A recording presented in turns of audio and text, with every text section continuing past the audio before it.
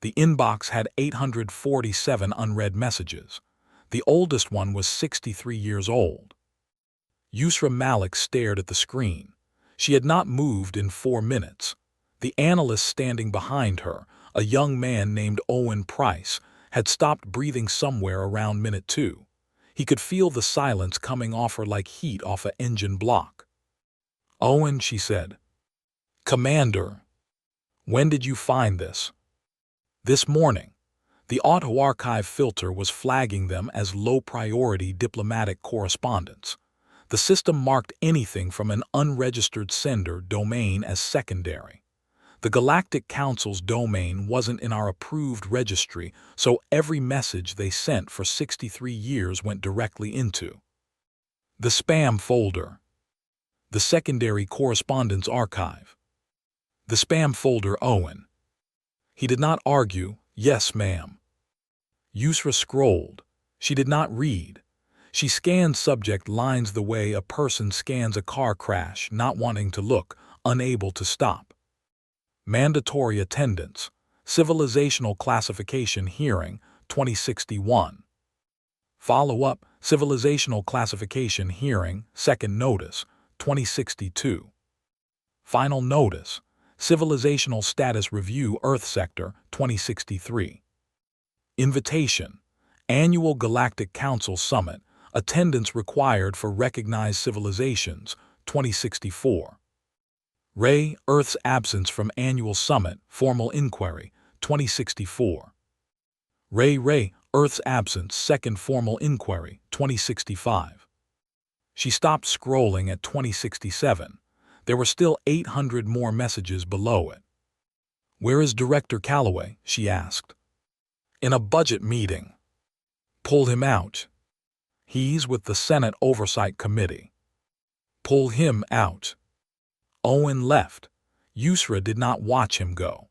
She was reading the most recent message, dated 3 weeks ago, from something called the Galactic Council Civilizational Registry Office. The language was formal and bureaucratic in the way that only institutions with too much power and not enough accountability ever manage to be. It did not say Earth was primitive. It did not say Earth was small or unimportant or beneath consideration. It used cleaner language than that. It said Earth had been formally classified as a pre-sapient developmental anomaly. It said this classification had been under review for 61 years and had now been finalized, given Earth's continued non-participation in Council proceedings. It said this classification entitled Earth to observation status, meaning Council representatives could visit and document the civilization's progress, but Earth would have no voting rights, no treaty protections, no formal recognition under galactic law. It said Earth was, in the Council's official language, a curiosity. Something moved behind Yusra's eyes. Not anger, not yet. Something older and quieter than anger, the thing that lives underneath it. She had seen this language before. Not in space, not in any Council document. She had seen it on her mother's asylum application. Filed 3 times. Rejected 3 times. The language of bureaucratic systems explaining, in very clean and formal words, why your existence is noted but your participation is not required. The door opened. Director Calloway came in with his jacket half-buttoned, Owen 2 steps behind him. "Commander Malik, I'm in the middle of." "Sit down, Director." He looked at her face and sat down. She turned the screen toward him. She let him read the subject lines. She watched his face go through several stages of a very specific kind of human experience. The experience of realizing that a catastrophic failure happened very slowly, over a very long time, and at no single identifiable moment. "Ya Allah," she said under her breath, not for him, for herself. "This was the archive filter," Calloway said. "This was a system error. We can send a response, we can explain." "We're going to do more than explain." "Yusra." "They classified us, Director." She said the word classified the way you say a word when the word itself is the offense. They ran a hearing about the legal status of 8 billion people. They ran it 61 years ago. They ran it without us. They finalized it 3 weeks ago and they put us in a category that means we don't get a seat at the table. She paused. Our invitation to that hearing is in a spam folder. Calloway rubbed his face. What do you want to do? She had already pulled up a different screen. The United Earth Fleet Registry. Active vessels. Current operational status. The number sat at the top of the page in plain, unremarkable font, the way truly large numbers sometimes present themselves without drama because they don't need it. 1012. 1012 active warships, ranging from the small and fast patrol class to the deep space carrier groups that had never once been deployed beyond Earth's own solar defense perimeter, because Earth had, for the last 40 years, been busy redirecting. Not building toward a war, building away from one. The distinction mattered. It had always mattered. Yusra had written her doctoral thesis on it. She looked at the number for a long moment. Then she pulled up a new message, addressed to the Galactic Council Civilizational Registry Office. She typed 4 lines. Read them back. Deleted the 3rd line, which had been too sharp, and replaced it with something that would read as polite to anyone who didn't know how polite worked. She showed it to Calloway. He read it twice. This is going to get a reaction. Good. A significant reaction. I know. Yusra, 1,000 warships. Is not a threat, she said. It's a delegation, there's a difference. She hit send. Owen, still standing by the door, cleared his throat. Should I tell the Senate committee you'll be available after lunch? Yusra was already pulling up navigation charts. Tell them I'll be available in about 6 weeks, she said. Tell them we have a meeting to attend. She looked at the spam folder one more time. 847 messages. 63 years of invitations.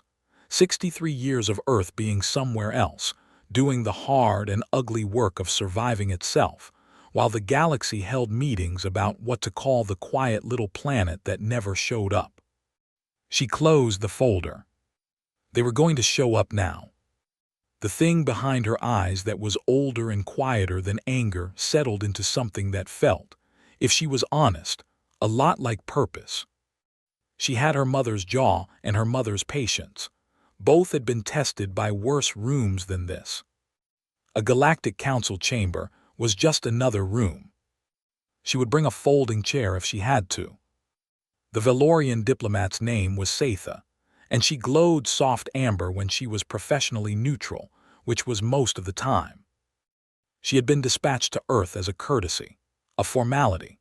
The Council had approved her visit under the Observer Protocol, the same protocol used when a Tier 1 civilization wanted to document the development of a pre-classified species without interfering in the natural arc of their progression.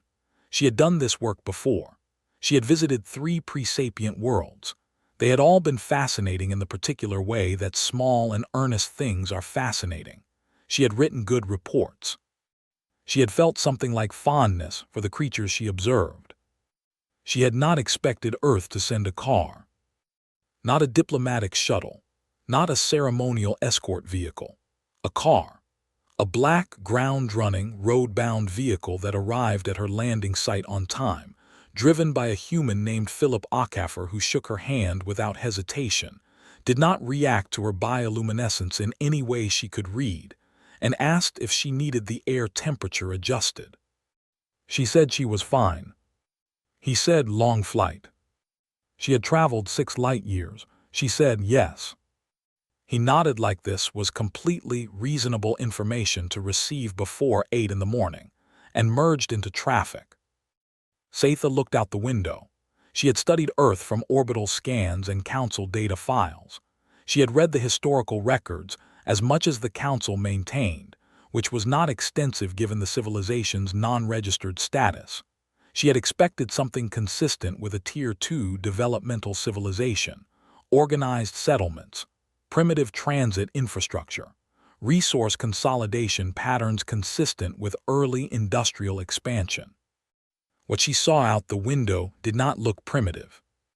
It looked like a civilization that had made a series of extremely difficult decisions and was still paying the price for some of them, and had made peace with that. Philip drove. He did not explain the city. He did not perform it for her.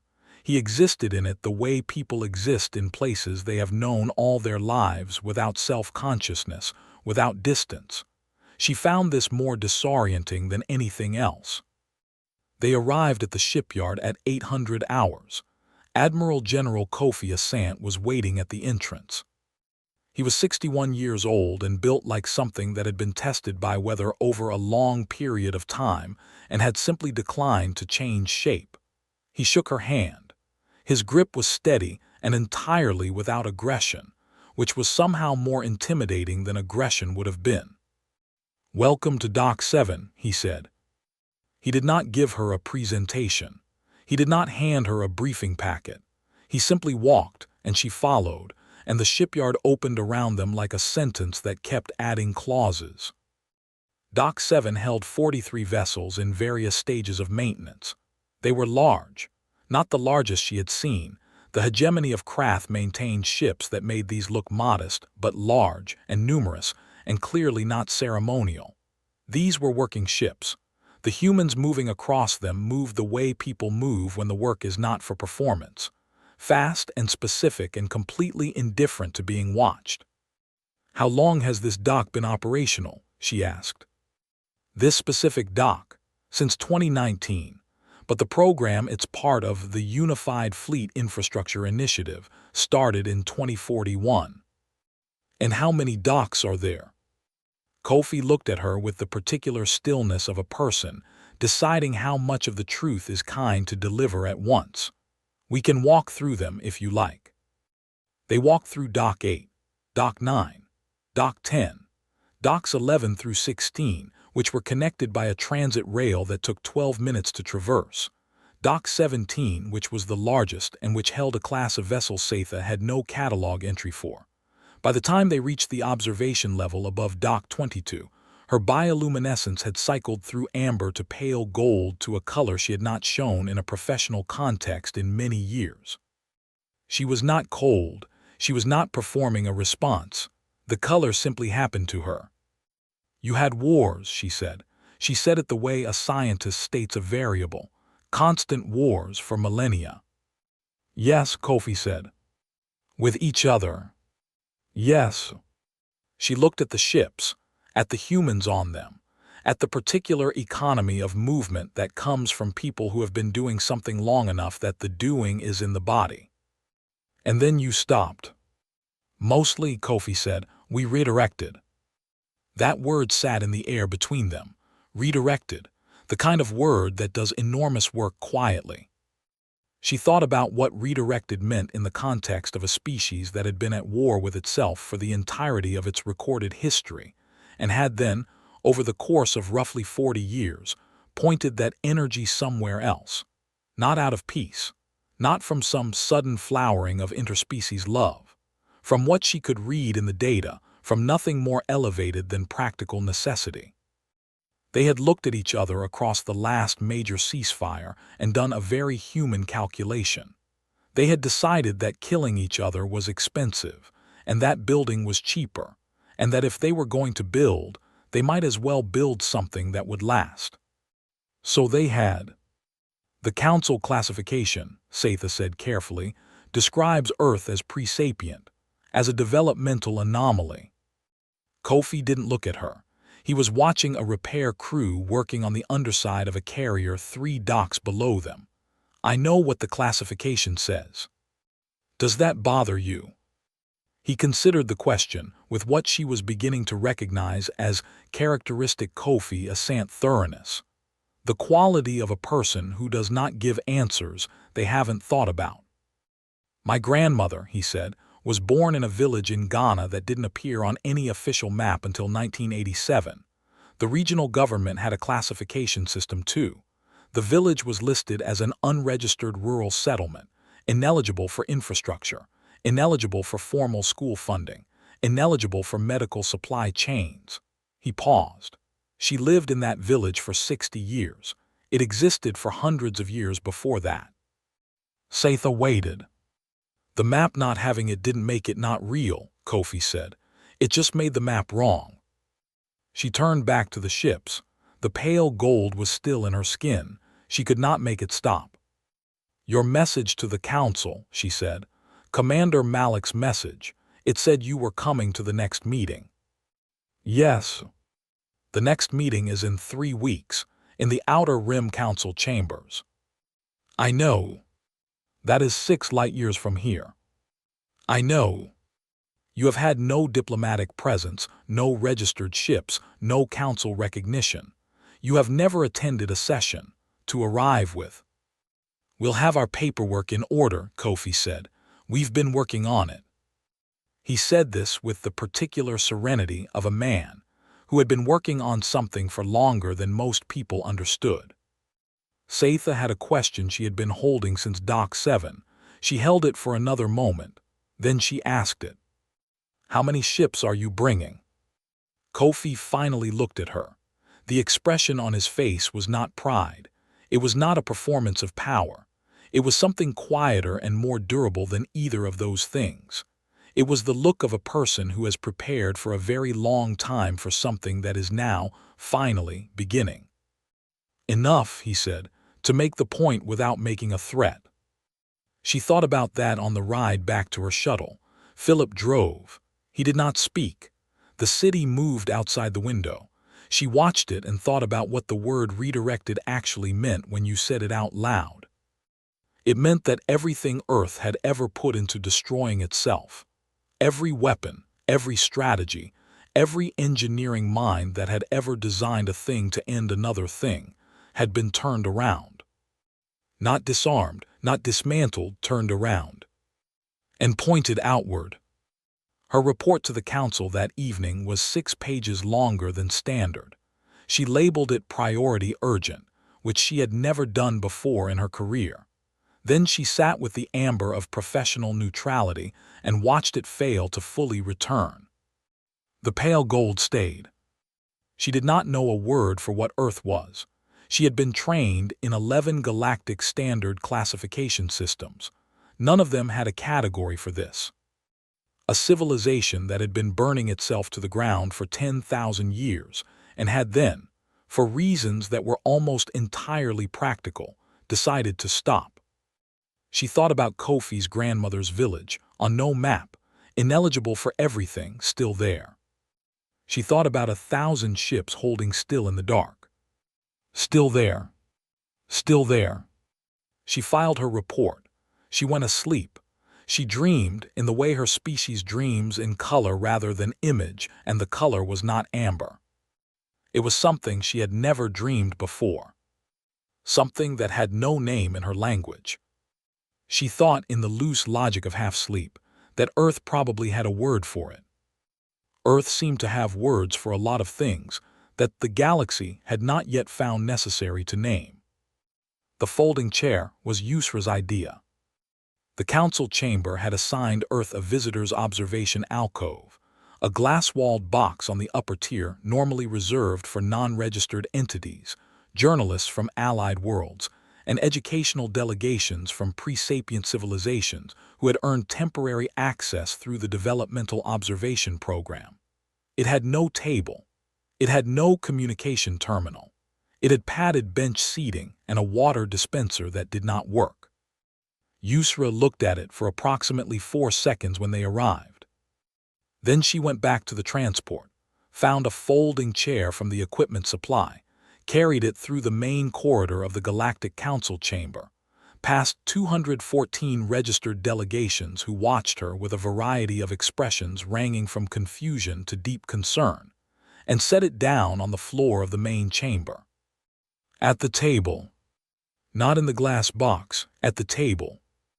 Her colleagues on the Earth delegation were Fleet Legal Counsel Harriet Doyle and Cultural Liaison Officer Nathan Voss. Harriet watched Yusra place the chair and said nothing for a moment. Then she opened her briefcase, removed a small placard and placed it in front of the chair. It read Earth. She had made it on the flight over. on card stock with a black marker. It was not laminated. It was not printed. It was exactly what it looked like, something made by hand because there had not been time to do it any other way, and because the point was not the quality of the placard. The point was the chair. Nathan looked at the two of them. He was 34 years old and had spent 7 years studying Galactic Standard Diplomatic Protocol, all 11 recognized languages of the Council's primary species, and the 43 formal procedures that governed session entry for visiting non-registered entities. He had prepared extensively for this moment. He sat down in the chair next to Yusra and said nothing, because there was nothing to say. The Scythian Council chair was named Velashan. He was ancient in the way that ancient things can sometimes be, not old in the sense of worn or diminished, but old in the sense of having simply been continuous for a very long time. 7-limbed, pale gray.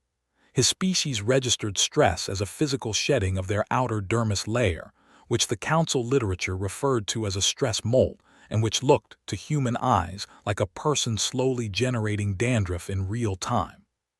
He did not begin to molt immediately. He was, to his credit, a professional. "The floor recognizes," he said, in Galactic Standard, which Yusra's earpiece translated with a half-second delay, that there appear to be individuals seated at the primary delegate table who are not on the session registry. "Commander Yusra Malik," Yusra said, "United Earth Fleet, Earth Diplomatic Corps, we received your invitation." A pause. "Earth does not have a registered seat at this table." "Earth has a chair," Yusra said. "We brought it."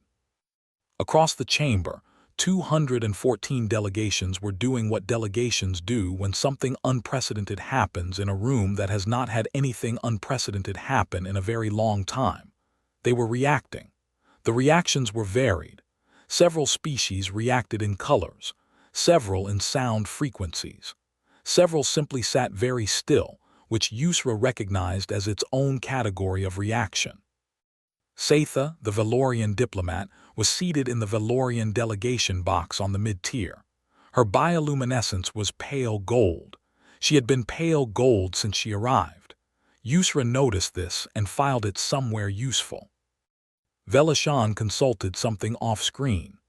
Earth's current classification under Galactic Registry Protocol 7, Section 4, is Presapient Developmental Anomaly, Class C. Under this classification, Earth representatives are entitled to observation access only.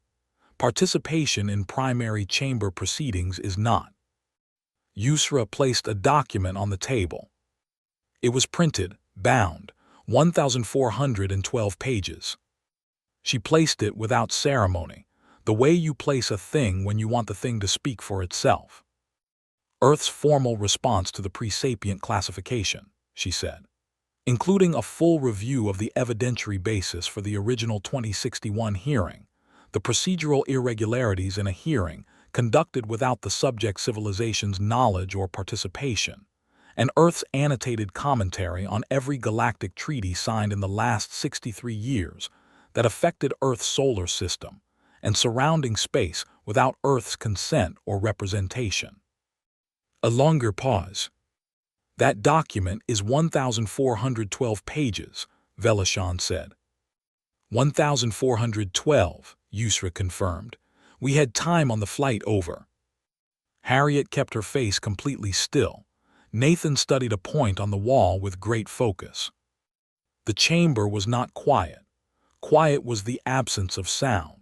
What the chamber had was the presence of many different kinds of sound happening at different frequencies in different sections simultaneously, the conversational equivalent of a building settling after a significant impact.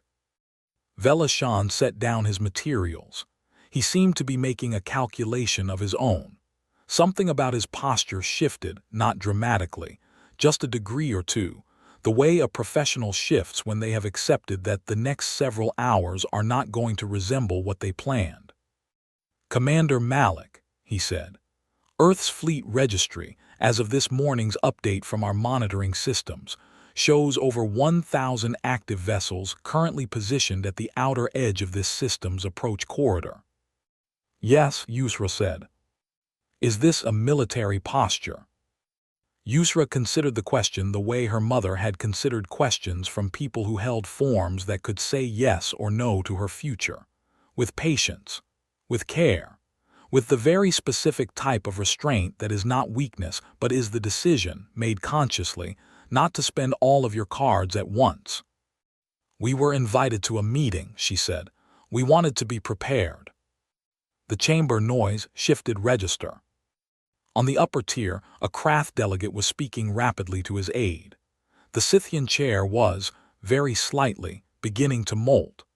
A Brenari delegate, a species that registered extreme emotion as a sudden expansion of their outer membrane, so that they briefly appeared to double in size, was notably, unmistakably, larger than they had been 2 minutes ago. But the humans at the table were not doing any of this. Harriet had opened her briefcase and removed a stylus and was taking notes. Nathan had produced a thermos of coffee from somewhere and poured a cup. Yusra sat with both hands on the table and looked at the council chair with the particular expression she had inherited from her mother, from her grandmother, from every woman in her family who had ever sat across a table from someone who held a form. Not anger, not performance of confidence, something quieter. The look of a person who has already decided they are not leaving. Velashan called a 20-minute recess for procedural review. Yusra poured herself water from the dispenser that had been marked non-functional. She pressed the button. It worked fine. She drank it. It tasted terrible. She had expected that. She looked at the placard on the table. Earth, black marker on card stock, not laminated. Behind the glass of the observation alcove they had not used, a small group of educational delegates from a pre-sapient world she didn't know the name of were pressed against the glass, watching. She looked at the placard. She had seen that look before too. On her own face once, years ago, before she had a uniform and a title and a fleet at her back. When she was still a girl watching adults sit at tables she was not allowed to approach, holding forms that controlled the shape of her life. She had decided something that year. She had decided it quietly and without announcement, and she had spent every year since building toward it. She reached over and straightened the placard. Earth. The recess ended. The session resumed. Outside in the dark and the cold of deep space, 1,000 ships held perfectly still. They had been holding still for a very long time. It was not patience that kept them still, it was purpose. The same thing that keeps a held breath still, not absence of power, presence of it. Waiting. Satha did not sleep after the session. She sat in her delegation quarters with the lights at half and her communications terminal open, and thought in color the way her species thinks when something has not resolved into language yet. Her natural state was amber, steady, professional, the warm gold of composed attention. She had been cycling through amber since she left Earth and failing to hold it. The pale gold kept returning. Pale gold in her species meant something between awe and fear, not the fear of a threat, the fear of something true that is larger than your current vocabulary. She opened a new document. She stared at the header line where she would normally type the subject. She typed, Ray Earth Civilizational Classification Assessment. She deleted it. She typed, Ray Earth Emergency Status Review. She deleted that too. She sat back and thought about what she had actually seen. She had seen in the shipyards the product of 40 years of redirected violence. That was the right word. Kofi Asant had handed her the word with the precision of someone who had been waiting to use it correctly. Redirected, not converted, not reformed. The same energy pointed somewhere else. She had seen in the council chamber 3 humans sit at a table they had not been invited to sit at, with a folding chair and a handwritten placard, and not perform confidence, not perform calm, not manage their bodies the way every other species in that room was managing their bodies, controlling the colors, suppressing the sounds, holding the expansions. They had simply been calm. Satha had studied xenobiology for 11 years. She knew what unmanaged calm looked like. It looked like the Ardeni, a species whose nervous system generated almost no stress hormones, placid and lovely, and almost entirely without ambition. It looked like the Marath, who processed anxiety so slowly that what felt like crisis to other species registered to them as mild interest. Human calm did not look like either of those things.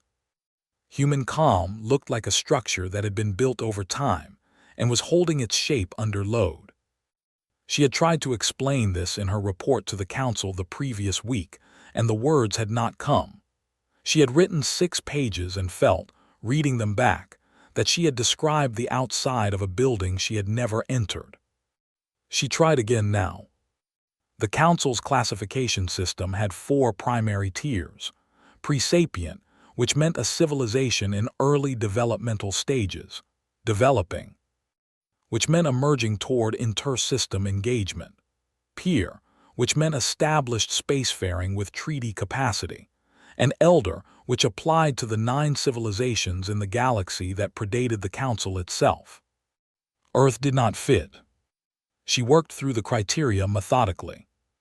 Pre-sapient was defined by a cluster of markers: no formal inter-system communication, no spacefaring capacity, no unified governance structure, no standardized conflict resolution mechanisms. Earth had all of these. The governance structure was imperfect and sometimes noisy, but it was there. It had been consolidated in 2043, following the Resource Accords, into a functioning planetary body with actual enforcement mechanisms. Earth was not pre-sapient by any honest measure. Developing required independent spacefaring up to and including the boundary of the home star system, early treaty-making capacity, and demonstrated stability over a minimum of 50 consecutive years. Earth had been operating vessels beyond its home system since 2038. The stability threshold was complicated by Earth's own history. They had not been stable in the traditional sense. But stability, Satha thought, might not be the right measure. What Earth had instead of the Council's definition of stability was something she didn't have a word for: a quality of continuing, a refusal to stop. She was not sure the Council's metrics captured that. Peer required a fleet complement of at minimum 60 recognized warships, and a formal diplomatic history of at minimum 1 registered interspecies contact. Earth had never made formal contact. The Council had sent observers, but Earth had never been told about them, a policy Satha was finding increasingly difficult to defend the more she thought about it. And Earth's fleet was not 60 ships. Earth's fleet was 17 times the fleet of the largest peer civilization currently registered. This was the number she kept returning to. Not because it was frightening, because of what it meant about the classification system. The Council's framework had been designed around a set of assumptions: that civilizations developed linearly, that military capacity and diplomatic maturity grew in proportion to each other, that a civilization at Earth's level of diplomatic inexperience would naturally have a correspondingly modest military profile. Earth had broken this assumption not through aggression or unusual intelligence or some singular technological leap. It had broken it by being, for most of its history, at war with itself. When the wars ended, or mostly ended, as Kofi had said, the capacity didn't disappear. The capacity redirected. Satha thought about the phrase military-industrial complex. She had found it in Earth's own literature, a human term, a human critique of a human tendency, the tendency to build systems of conflict so deep into the structure of an economy and a culture that they became self-sustaining, not because anyone wanted war, but because the machinery of it had become inseparable from everything else. Other civilizations in the Council's history had faced this problem. The Krath hegemony had faced it 4,000 years ago. The solution, in every recorded case, had been long and costly. The capacity had to be slowly, painfully dismantled, factories retooled over generations, military engineers retrained. The cultural framework of organized violence had to be deconstructed almost at the level of identity. Earth had not done any of this. Earth had looked at the machinery of organized violence and decided not to dismantle it. They had decided to build bigger ships. She was not sure whether this was brilliant or something else entirely. She was not sure the distinction mattered. She pulled up the feed from the system's outer approach corridor. The Earth fleet, 1,012 ships, positioned with precise spacing in a pattern she had asked a tactical analyst to review. The analyst's response had been 3 words, not a threat. She had asked him to elaborate. He had taken some time and come back with a longer assessment. It was a holding pattern, a waiting pattern, consistent with a force that had been told to be present and to be patient and to make absolutely no move that could be read as escalation. The ships were doing exactly that. They were there. They were still. They were patient in the specific way that things are patient when the patience is chosen rather than required. She thought about Kofi in the shipyard, the repair crews, the names. She had almost not asked about the names. It had seemed like a small detail. But something had made her pause at Dock 17, in front of a carrier whose hull markings she could not read, and ask Philip, who had been walking behind them, what the ship was called. He had said, "That one's the Endurance." She had asked why. He had said simply, "Because it has been." She had not understood this at the time. She was starting to understand it now. Every ship in the Earth fleet was named for something that had continued past the point where continuation seemed possible. She had spent the evening researching the names in Earth's own historical records. The Endurance was a vessel from Earth's early exploratory period that had been crushed by ice in a polar region and whose crew had survived against all reasonable expectation and walked out. The Resolute, the Perseverance, the Long Road, the Patience in her language was Amber. The Patience in Earth's language was a list of things that had refused to stop. She was not sure the Council had a word for this kind of civilization. She opened her document again. She wrote for 2 hours. When she finished, the document was not a classification recommendation. It was something closer to a confession, a professional acknowledgement that the tools she had been given to understand civilizations were not adequate to understand this one, and that this inadequacy was not the civilization's problem. She ended with a recommendation she had never made before and did not expect to make again. She recommended that the Council suspend its standard classification framework for Earth entirely, not assign Earth to a new category, not create a temporary designation, simply acknowledge that Earth did not fit, that the framework was not wrong but was incomplete, and that proceeding as if it were complete was a form of dishonesty that the Council could no longer afford. She titled the document, Preliminary Assessment, Earth Civilizational Review, submitted for emergency session. She marked it priority urgent. She sent it. Then she sat back and the amber returned, slowly, imperfectly, working against the pale gold that kept breaking through. Outside, the ships were still. She thought about the placard, card stock, black marker Earth. She had held official diplomatic credentials for 20 years. She had carried her documentation in a case sealed with Valorian state encryption, embossed with the Council's primary registry mark, backed by 4,000 years of continuous civilizational recognition. She had watched a human woman put a handwritten placard on a table and sit down in a folding chair. She had watched the handwritten placard hold. The vote did not go quickly. Nothing in the Galactic Council ever went quickly. It was an institution built by species with lifespans and attention spans that varied by several orders of magnitude, and its procedures reflected this, layered with subclauses and referral motions and procedural challenges that could, if properly deployed, extend a single agenda item across multiple sessions. Velashan had been managing this institution for 60 years, and he was very good at it. But he had never managed a session that had 1,000 ships in the approach corridor. Yusra sat at the folding chair and watched the chamber work through its process and did not perform impatience. She felt it, a specific, familiar impatience, the one she got in rooms where power moved slowly because the people who had power had the luxury of slow. She recognized it and set it to one side and focused on the work. The work at this stage was mostly listening. Harriet was monitoring the procedural track. She had been in motion since the recess ended, flagging irregularities in the original 2061 classification, hearing with the kind of precise, unhurried efficiency that came from being the person in the room who had read every relevant document before anyone else.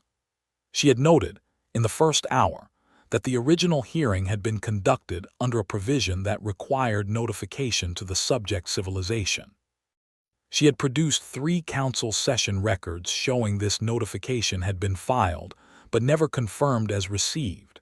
She had noted, in the second hour, that unconfirmed notification under this provision was grounds for procedural appeal, and that Earth was hereby filing one.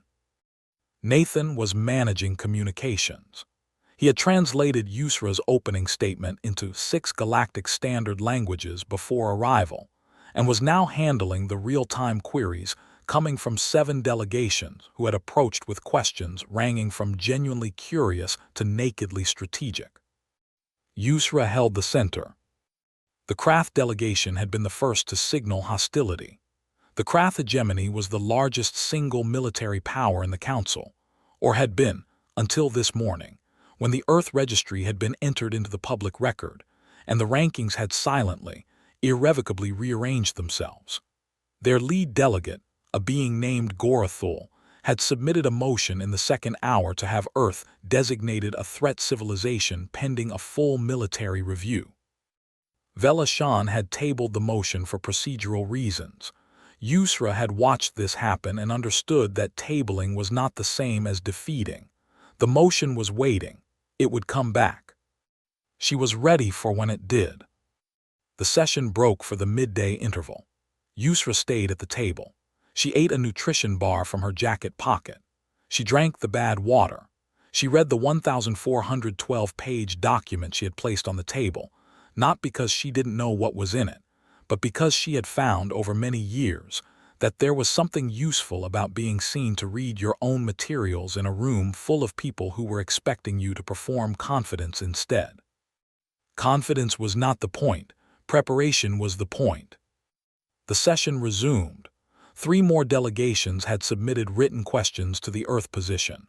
Harriet had drafted responses. Nathan passed them to Yusra. She reviewed, adjusted 2 phrasings that were technically accurate but carried overtones she didn't want, and returned them. Then Velashan reached the point in the session that everyone in the room had been navigating toward without saying so. The classification vote. Under Galactic Registry Protocol, a civilization's classification could be challenged, appealed, and revised by a 2/3 majority of the seated delegation. Earth had submitted a formal challenge. The Council was required to vote. The categories on the table were the 4 standard ones: pre-sapient, developing, peer, elder, which no one proposed because it was self-evidently not applicable. And then, quietly, a 5th option appeared on the session record. Satha had submitted it in her overnight report, and Velashan had, somewhat to Yusra's surprise, allowed it onto the ballot. Undetermined, pending further assessment. It was not a classification. It was, by the Council's own precedent, a procedural holding status that had been used exactly twice in the Council's history, both times for civilizations whose status was being actively disputed and needed to be suspended while the dispute was resolved. It had never been used for a civilization that showed up with 1,000 warships. It had never been used for a civilization that anyone was genuinely uncertain about classifying. It was being proposed, Yusra understood, because the Council did not have a word for Earth, and someone, at least one someone, was honest enough to say so. She looked across the chamber to where Satha sat. The Valorian diplomat's bioluminescence was pale gold. Yusra had read Satha's report that morning. A delegate aide had passed it to Nathan with no explanation, which was its own kind of explanation. She held Satha's eyes for a moment. Then she looked at the vote board. It opened at 9:30. The first delegation's entry appeared, presapient, unchanged. Yusra had expected this. Some delegations had their positions before the session started. She did not move. Second, developing. Third, peer. Fourth, presapient. Fifth, undetermined, pending further assessment. The votes accumulated. The chamber was doing its thing, the colors, the sounds, the expansions and contractions of species who could not help registering what they felt as they felt it. Yusra sat and breathed and looked at the board. Aboard the flagship, 6 light minutes away, Admiral General Kofi Asant was watching the same board. His comms officer, a young woman named Lydia Frost, had been monitoring the session feed. She turned from her station and said, "Sir, they're voting." "I know. The threat civilization motion is still on the table, if the vote doesn't resolve." "I know, Lydia." She turned back to her station. A moment later, she turned again. "Should we move the fleet, even just further back, to signal non-aggression?" Kofi was quiet. On the board, more votes were coming in. No clear majority. The numbers spreading across the 5 categories in a pattern that looked less like an election and more like a record of a room that did not agree. "We're not here to threaten anyone," he said. "Sir, with respect, we already are." He looked at the board. "I know," he said, "that's different." She didn't ask him to explain. She had worked with Kofi long enough to know when a statement was complete. He meant, being a threat and threatening are not the same action. One is a condition, the other is a choice. Earth's presence here was a condition, the accumulated result of 40 years of redirected effort, now simply existing in the same room as the galaxy it had been excluded from. They had not pointed the ships at anything. They were just there. Being there was enough. The vote closed at 11:40. No majority, not in any category. Presapient, 31 votes. Developing, 29 votes. Peer, 44 votes. Undetermined, pending further assessment, 67 votes. Not a majority. The 67 was the largest single group, but it was not 2/3. The classification failed to pass. Earth's challenge was upheld by technical default. You could not maintain a classification that had been formally challenged and then failed to achieve majority support on revision. Earth was, at this moment, constitutionally unclassified. In 214 sessions of Galactic Council history, this had never happened. Velashan looked at the results board. He was molting gently, which in his species was the equivalent of a very controlled exhale. He looked at the Earth delegation, at the folding chair, at the handwritten placard. "Commander Malik," he said, "in light of the vote's outcome, the Council must ask, what does Earth want from this body?" The chamber went very quiet. The many-frequency kind of quiet that is actually many sounds all choosing, simultaneously, to wait. Yusra looked at the placard, card stock and black marker. She had made it herself because there had not been time to do it any other way. She thought about the spam folder. 847 messages. 63 years of invitations to a meeting that was about to begin. She thought about her mother's asylum application. Filed 3 times. The language of forms. The careful, formal explanation of why your presence is noted but your participation is not required. She looked at the vote board. At the 67 votes for a category that was not a category, from delegations who had been honest enough to say, "We don't know what this is." She stood up, not for drama, simply because some things are said standing. "A seat," she said, "a real one, at this table, with voting rights, treaty protections, and formal recognition under galactic law." She looked at Velashan directly. "And someone rewrites the charter. The classification system you are using was designed for a galaxy that did not include us. It needs to be updated. The chamber sound returned slowly. She sat back down, she picked up her water, drank it. Still terrible. She had expected that. Nathan poured himself more coffee. Harriet continued taking notes, because the session was not over and there would be follow-up procedures, and there was always more work to do in a room after the moment everyone had been waiting for. Outside in the dark between stars, 1,000 ships held their position. They had been still for 11 hours. They were not impatient. They were not restless. They were what they had always been, a product of everything Earth had survived to build, waiting with the particular quality of something that has been ready for a long time and is not surprised to finally be here. The ships were named for things that had refused to stop. The endurance, the resolute, the long road, the patience that was not amber and had no word in Satha's language but had many words in Earth's. Many, many words. Velashan called a second recess. The chamber broke apart into small groups and urgent conversations, and the business of a galaxy realizing slowly that its map was wrong. Yusra stayed at the table. She straightened the placard one more time. Earth. The white space around it was not empty. It was the pause before the next sentence, the specific beat that belongs to things that have waited long enough and are now, finally, beginning to be heard. She was her mother's daughter. She had her mother's jaw and her mother's patience. Both had seen worse rooms. Neither had ever left a table before the work was done.